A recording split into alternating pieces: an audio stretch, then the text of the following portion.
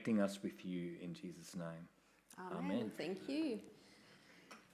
So this morning's message was inspired by, I've been reading a book, just finished it. It's called The Choice by Edith Eger. I don't know if anyone has read it before. She is a Holocaust survivor. Hadn't planned on preaching on that, but she writes a little bit about her time in Auschwitz, but she doesn't go into great detail, which I enjoyed because some of the things were really horrible, and the things she mentions are horrible enough. But she goes into a little bit more detail what happened after the war for her and the trauma that she had and how she actually ended up dealing with it, how many years it took her. She ended up becoming a clinical psychologist, earned a doctorate, and she has quite a bit of wisdom on how to face challenges or how to deal with problems or things that happen to us in life. And so I want to talk a little bit about that. Now, just to give you a little bit of a glimpse of some of the trauma she would have experienced, I'm not going to tell a lot, but like bits and pieces of her life. She says, I think that was in 1944. She lived in Hungary at the time with her mom and dad and one sister. Another sister had just gone off to Budapest to study music. But she says she was 16, so she was a teenager when she went into the concentration camp, and she was 16 when the soldiers came at night, with guns, and they forced them to leave. They had very little time to pack anything up. And then they were herded onto a train, into a camp. They arrived at the campsite, with the slogan, Arbeit macht frei, work makes you free. So the dad said, oh, look, it can't be that bad. And there were some people playing music, violinists. And he said, oh, it can't be that bad. But as soon as they arrived, Dad was herded into one lane, the one with the men, and her and her mom and sister were herded into the other line. And she says it was last time she saw her dad. They moved up the line and came towards a man that she says, she didn't know who he was at the time, but it turned out to be Dr. Mengele. I don't know if you've heard of him. Was an atrocious man, a doctor who experimented on the people in the camp, did horrific things, and he was in charge of dispersing life or death. And so they came towards him, and she says he was like a conductor, pointing left, pointing right. And so he said to her, is she your mother or your sister? And she answered, oh, my mother, and immediately wanted to take it back. And so mother was pointed to the left, and her and her sister, they were pointed to the right. Left meant death, right meant live. And she says, she asked another inmate who was in charge of other inmates, and she says, oh, when will I see my mother? And she says, the girl just looked at her without any empathy, no compassion, and says, your mother is burning. And said, you better learn to talk about your mother in the past tense. And so she says that, knowing that she inadvertently had actually pointed her mother to death, stuck with her, and she had to learn to live with that. They then, her and her sister Magda, they spent 8 months in Auschwitz, in the concentration camp. And then, the war ended, the American soldiers came and freed them, and by that time they were near death. They were actually lying among the corpses. They were thought to be dead. And she says, the soldiers came through and asked, is anyone alive? Give us a sign. And they were so sick, she said she couldn't even blink her eyes. She had typhoid, a broken back, pneumonia. And the thing that saved them was her sister had a can of sardines. She's found that found that somewhere, and she was able to point it towards the sun so it reflected. And so the soldiers came and saw them and brought them out and went from there. And she later emigrated to America. But she says she lived because she chose to live. She survived because she chose to live. Pointy thingy. And then she made a comment that really stuck with me and that I want to explore a little bit, and that is this one. Survivors don't have time to ask, why me? For survivors, the only relevant question is, what now? So according to Edith, when something happens to us, we have a choice, and the choice is to ask why. Why me? Why is this happening to me? Or what now? So I want to look at that a little bit more, what that meant, because when I read that, I was like, okay, so what does that actually mean?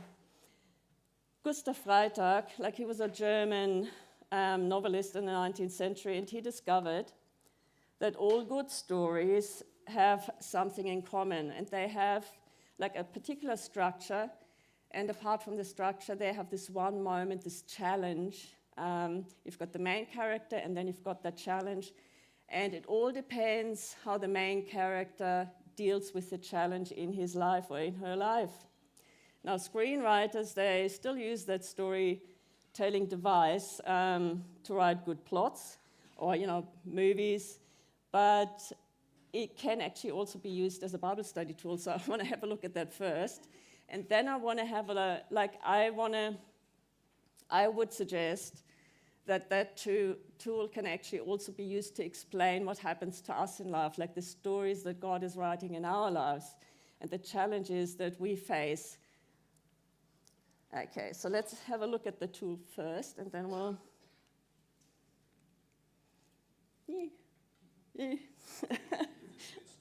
Oh, it's not switched on. Let's try again. No, there you go. Okay, so Freytag discovered that every story begins with, an introduction or an exposition. So this is where we meet the main characters of the story. This is where we are introduced to the setting, where it takes place, at what time. And then during that time, a conflict is introduced, like a challenge. And that ends up with, he calls it an inciting moment. Like it's a moment, a challenge, that the character then has to respond to. So the introduction finishes with that particular moment. The next bit is the rising action, and the rising action is where the main character responds to the challenge or the problem. And this then sets off a series of events where the character has to undergo some training, or there's some character development. He has to form new relationships. So there's a whole, and that's the biggest part of the story. So he learns new skills. That's the rising action. And then we come to the turning point or the climax. And that's the moment that everything has been building towards. That's where the conflict peaks. And then the tension is after that, the tension is relieved. And then after that, we've got the final action or the falling action, which is where you tie up loose ends. How do the characters respond to what is happening now? Is there any fallout? And then the resolution, and that's the final bit. This is where the story ends. Okay, so I want to use it as a Bible study tool first. So we are using a short passage, and you can actually try it out with other passages as well. But I didn't want to use a really long one. They had some really long example ones. So let's just use Mark. And I'm pretty sure that's 4:35 to, not sure. On that day, when evening had come, he said to them, let's go across to the other side. So this is where they are in the boat. And leaving the crowd, they took him with them in the boat, just as he was, Jesus. and other boats were with him, and a great windstorm arose, and the waves were breaking into the boat, so that the boat was already filling, but he was in the stern, asleep on the cushion. And they woke him and said to him, "Teacher, do you not care that we are perishing?" And he awoke and rebuked the wind and said to the sea, "Peace, be still." And the wind ceased, and there was a great calm. He said to them, "Why are you so afraid? Do you still have no faith?"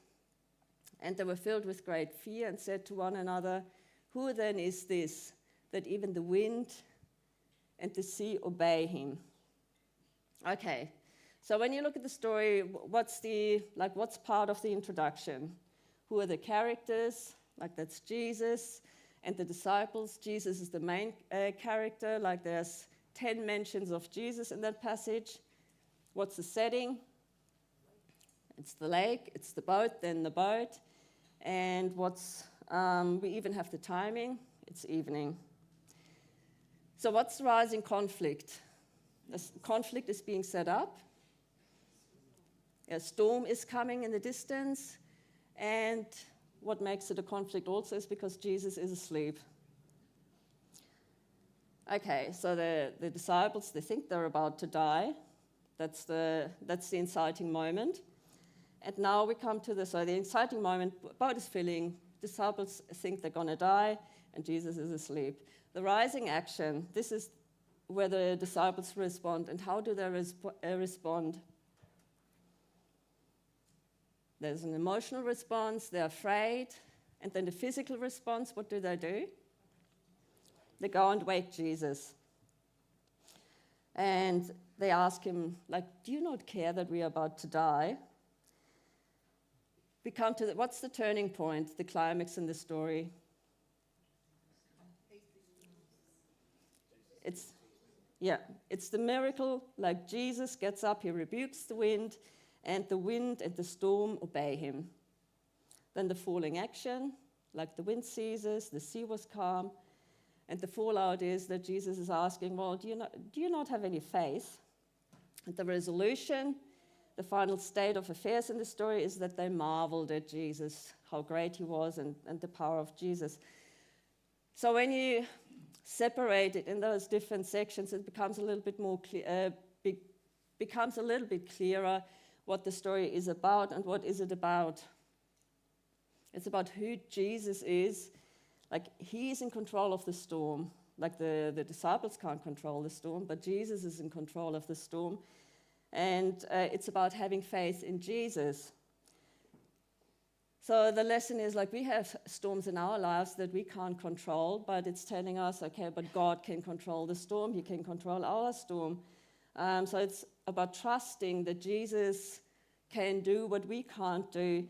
It's about, it's a lesson in us having faith in Jesus, not like the disciples, we're afraid when something happens to us, but when something happens to us that we cannot control, we can trust that Jesus is there and he is directing the story to a good end.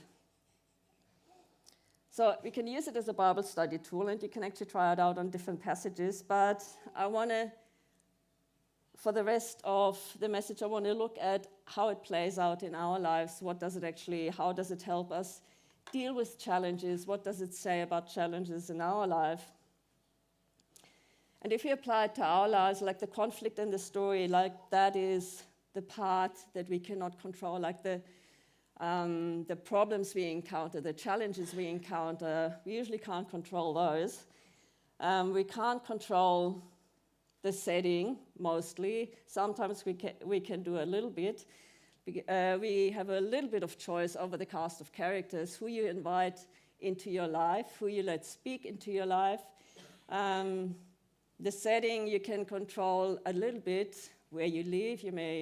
You can choose where you live, but not always. We can't choose the family we're born into. We can't choose what parents raise us. So there are a lot of things that we cannot control. The one variable in the story that is the main character, so that's us, if it's about our story, and how the main character responds to the things that are happening to him. So that's the one thing we can control, and we all know that, we have challenges in our lives, and we have problems and issues in our lives, but, so we can control how to respond. Now I want to look at how we respond, how does it make a difference to how things are going to play out. And Edith Eger, she,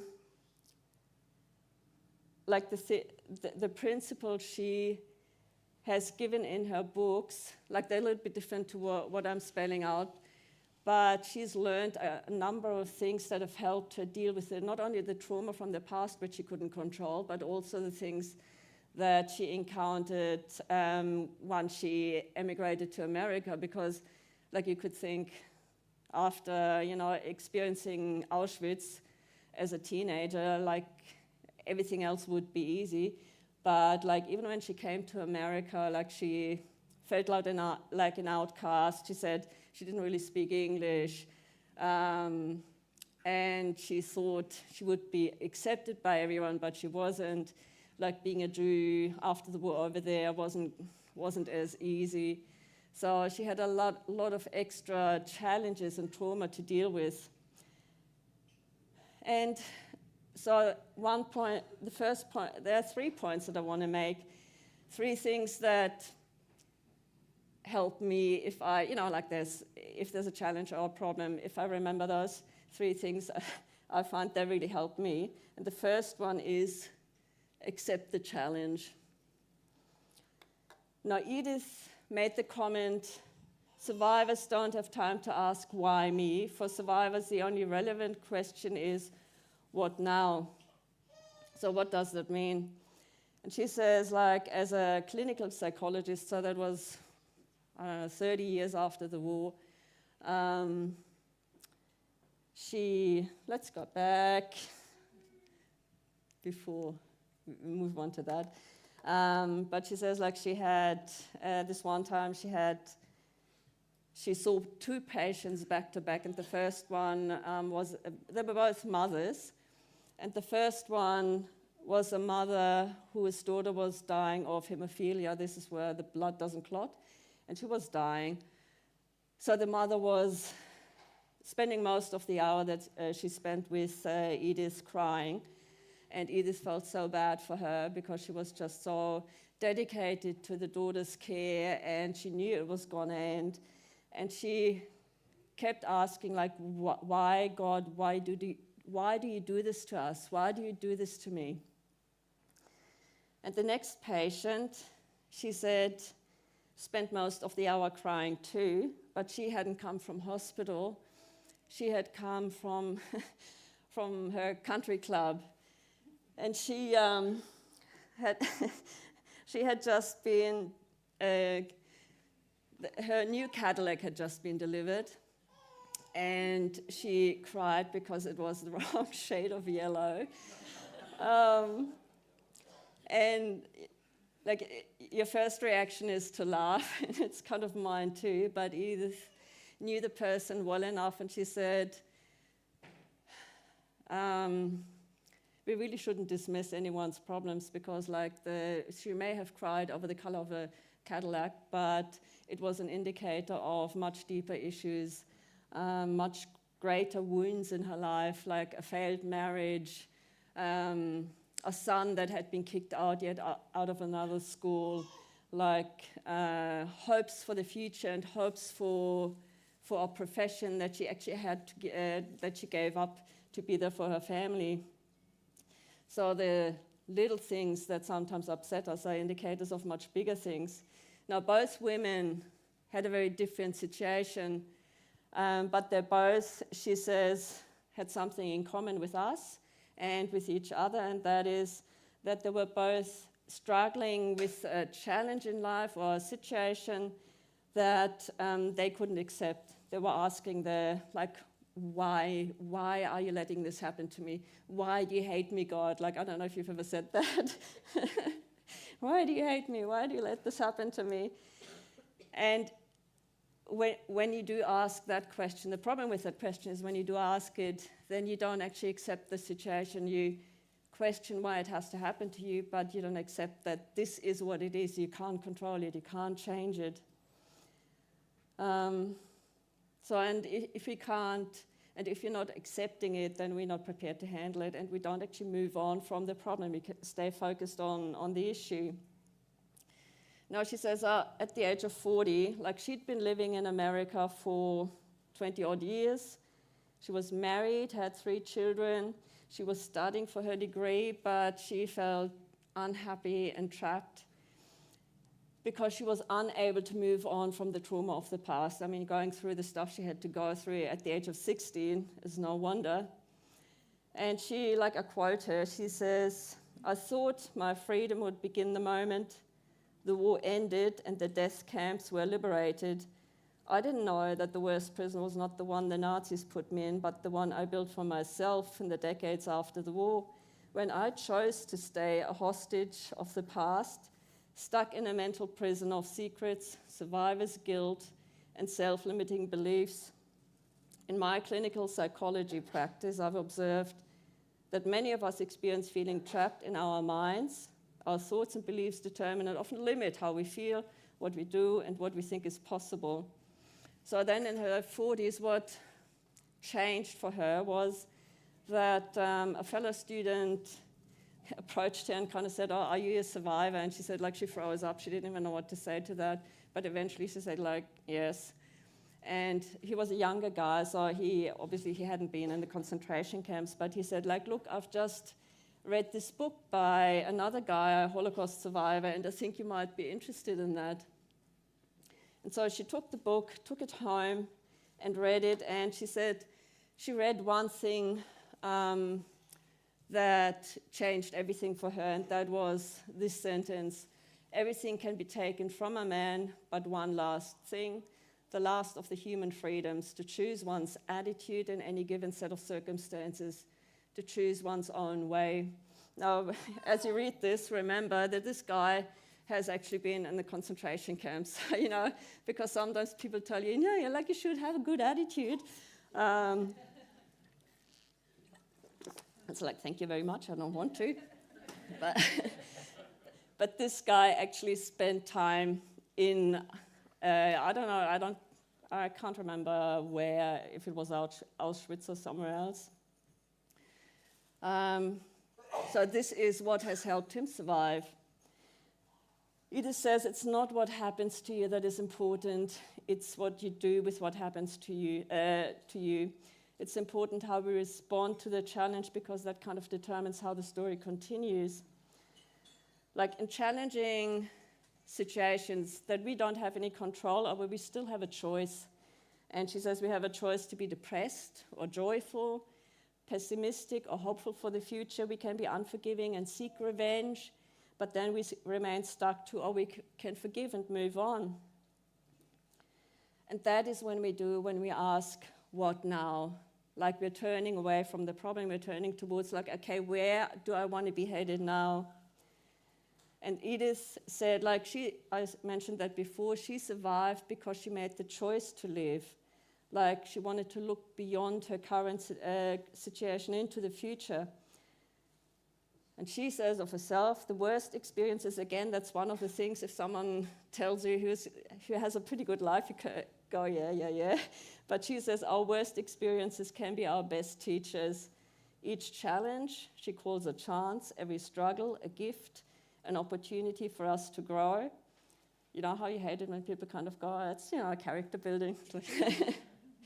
But yeah, she would know. So she says each struggle is an opportunity for us to grow. Her suffering has made her stronger, and it's actually made her into the person where she ended up exactly where she wanted to be. Like she did become a clinical psychologist with a doctorate and has helped so many people, and that is what gives her joy in her life. But she wouldn't have gotten to that point if she hadn't gone through what she had gone through.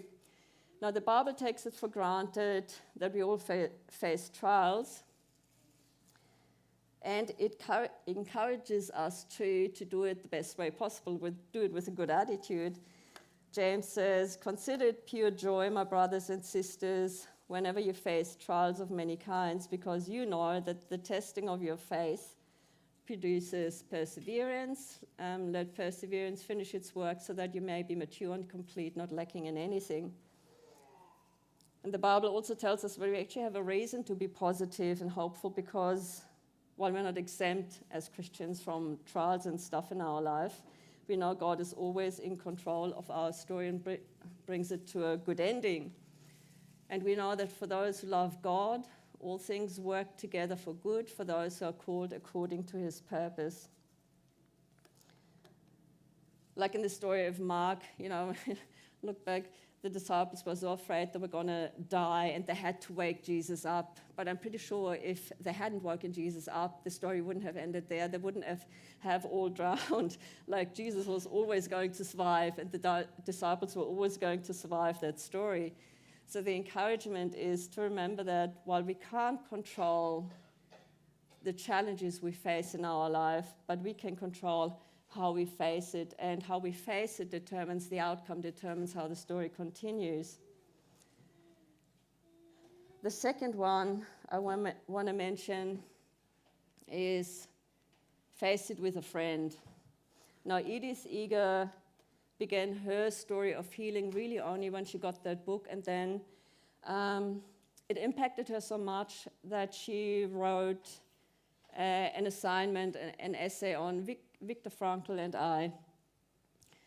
And some lecturer, because he lived in a different town, by the time he was a fairly well-known psychiatrist. He was the founder of logotherapy, which has to do with finding meaning in life. He had traveled the world, spoken in different contexts, but one of her lecturers emailed him her assignment. And to her surprise, she got a letter from him. And it wasn't a letter as like, well done on that assignment. It was a letter from a fellow survivor. And he said, like a peer, and he said he was touched by an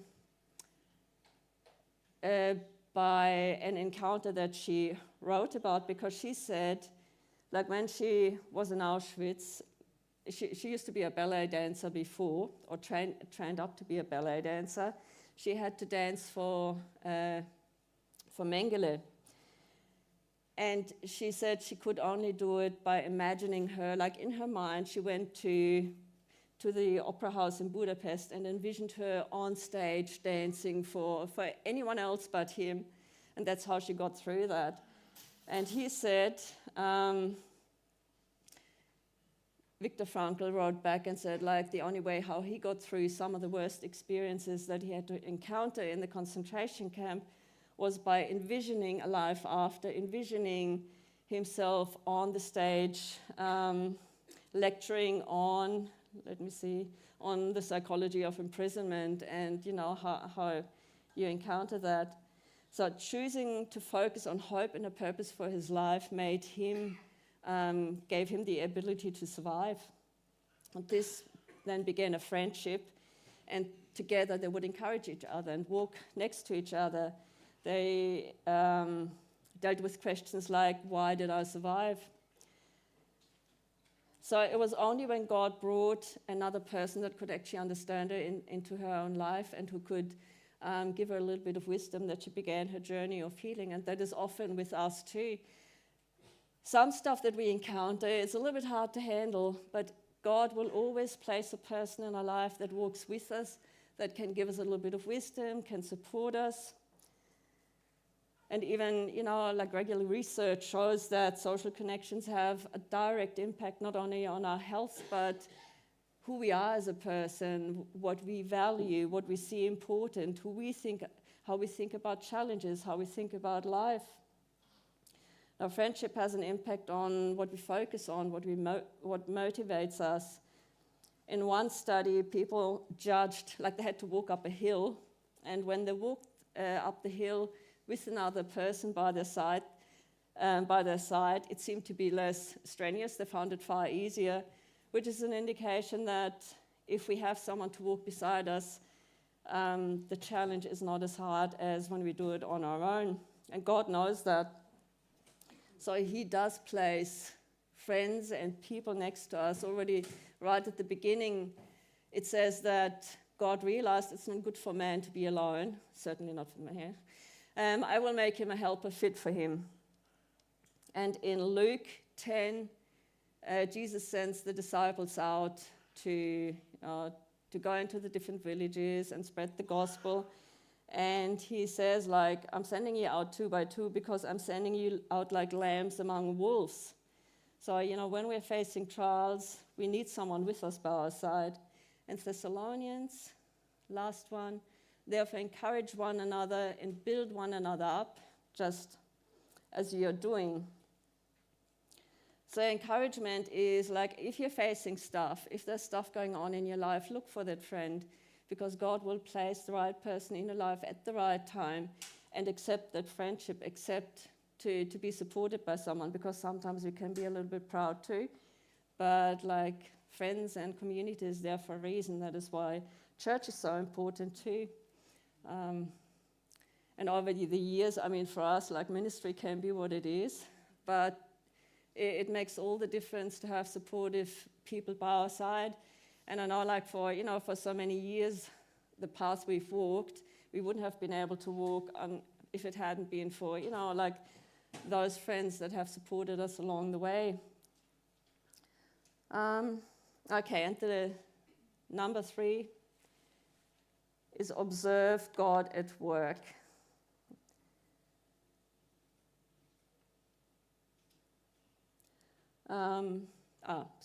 Psalm 12, my help comes from the Lord, the maker of heaven and earth. He will not let your foot slip. He who watches over you will not slumber. The Lord will watch over your coming and going, both now and forevermore. Now, sometimes I feel like God is slumbering and he is sleeping. It's like, are you not paying attention to what's going on down here?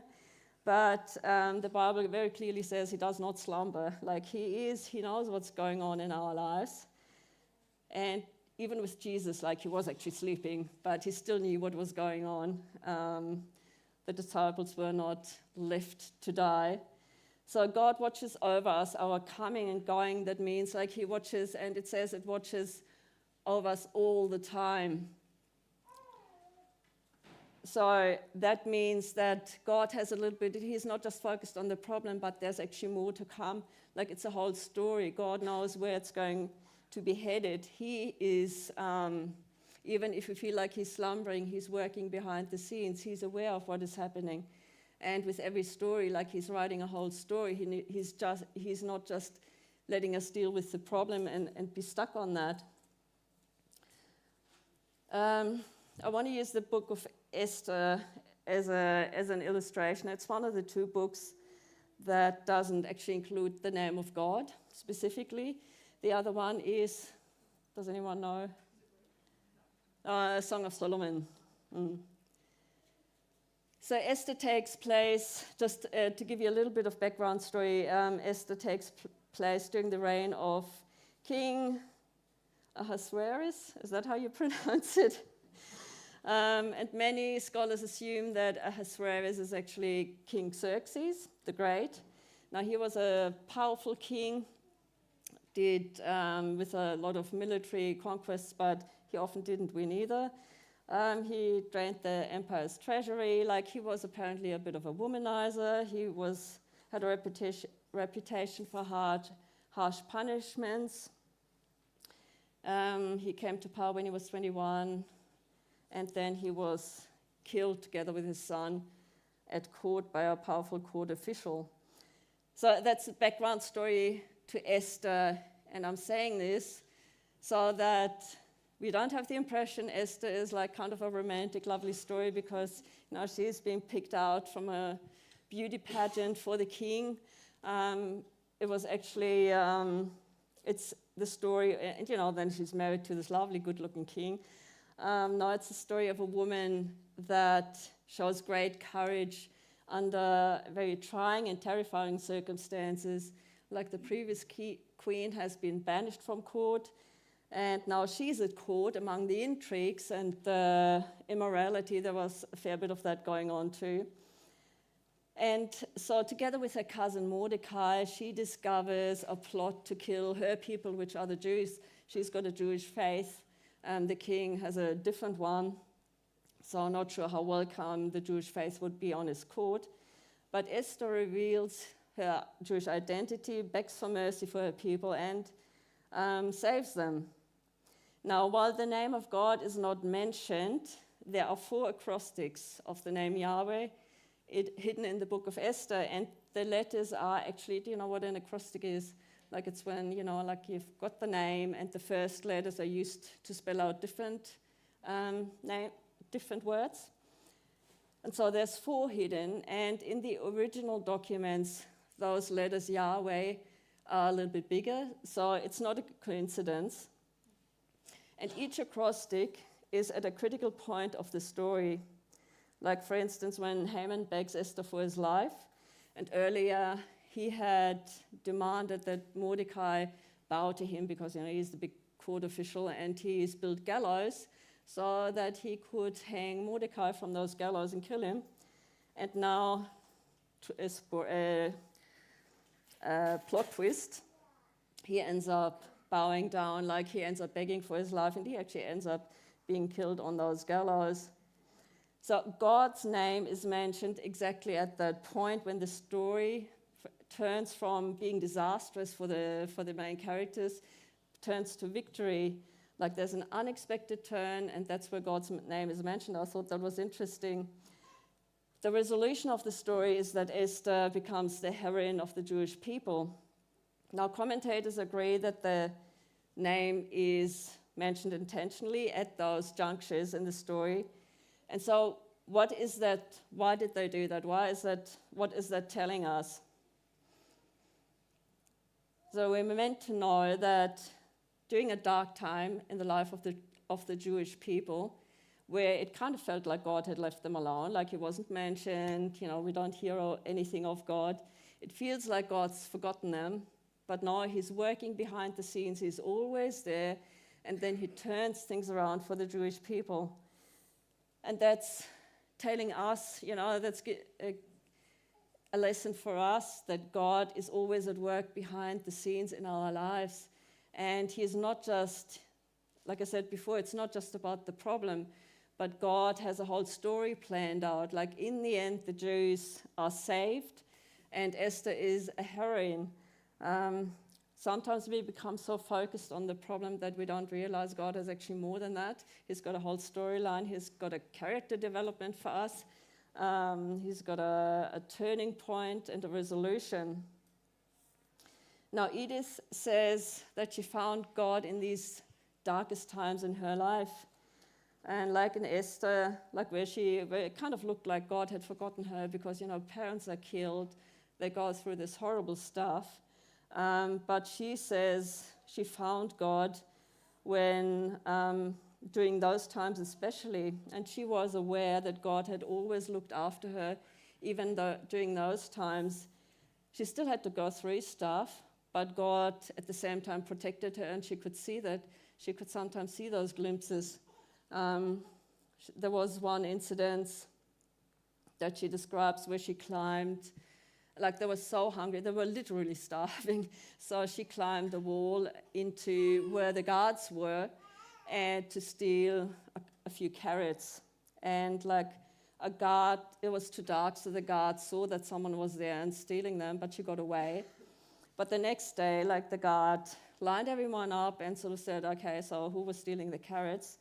And she did come forward because she knew it was either her being shot or someone else. So she didn't want anyone else to get shot. But she said she crawled to his feet, didn't even look up, and said it was me. And she expected to be shot, but then she heard a thump, and she's thinking, okay, he's about to stone me now rather than shooting. But he dropped a loaf. She opened her eyes, and he dropped a loaf of bread to her feet, and he said, you must have been pretty desperate to do what you did because, like the penalty is death. And he let her go. She says during her time in Auschwitz, God gave her a hope for a future, which is the last place where you would expect that kind of thing. But she says, God told me that everything is temporary, nothing is permanent. That God told her, like the suffering, the current challenges are temporary. Like I don't know what you're facing, but it is temporary. God has a whole story planned out for you. And she said too, like, she knew God told her he had a plan for her, not only to survive, but to become the person that she was meant to be and to help other people survive and deal with trauma. Edith had hope because she recognized that God was always there. Like, she could actually see those glimpses. As hard as it was, she knew like God was there speaking into her life, making sure she was going to get through, even though by the end of it, like, she was near death, but she didn't die. During the time, God matured her, like, she did become the person that she needed to be in the end. He taught her compassion and skills, and she has not only worked as a clinical psychologist, she's given lectures and interviews and written books that have helped a lot of people. God is working behind the scenes, even when it sometimes feels like he's left the building or he's asleep. But he's always working behind the scenes. He's got a whole story planned out for us. So if you're facing a challenge, like, there's more to come. There's not just the problem, but there's a whole story that he is writing. So if you're faced with a challenge right now, do not be disheartened. Like that storytelling, like the pyramid, like, is a good tool for Bible study, but sometimes it's maybe also good to remember that this is how God writes stories in our life, that there is more, there's a character development, there's a purpose, there's an outcome, there's a turning point. And so the one thing that we can control is how we respond to the challenges that he does, because like, we can't control them. But God encourages us that he is always there for us, that he's working behind the scenes. What he wants us to do is to respond with a what now, like look towards the future, trust in him, and know our story is going to lead somewhere. Amen.